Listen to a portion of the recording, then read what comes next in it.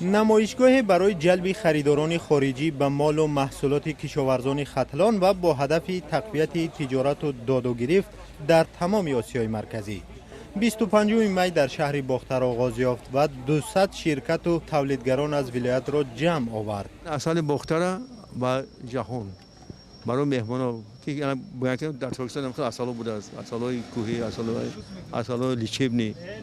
مقصد ما معرفی کردن.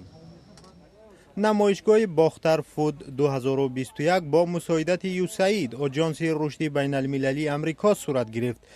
ختلان ولایت اصلی کشاورزی تاجیکستان است.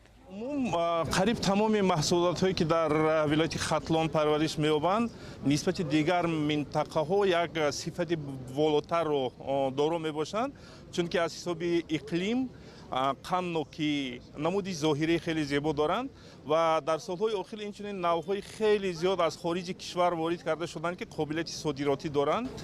صادراتی که به سبب پاندمی کووید 19 و منع رفت و آمد بین کشورها در یک سال گذشته کمتر شد. صادرات به خارج حاضر نشد، کمتر شد. دنیا خودم و سودا شد، خلاص شد. صادرات نشد.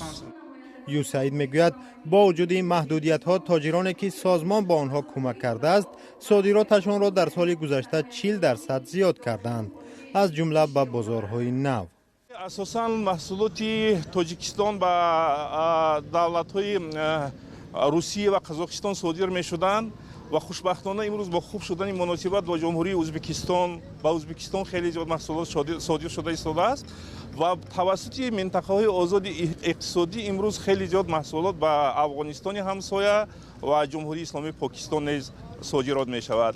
برای مثال در سال گذشته قسم زیادی به پیاز بروقتی تاجیکستان و جمهوری پاکستان و قزاقستان صادر کرده شد.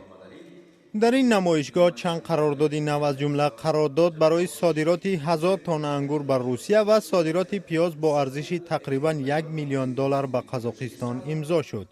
کشاورزی تقریبا نصف از اقتصاد تاجیکستان را تشکیل می‌دهد و 46% نیروی کاری در همین ساحه کار می‌کنند.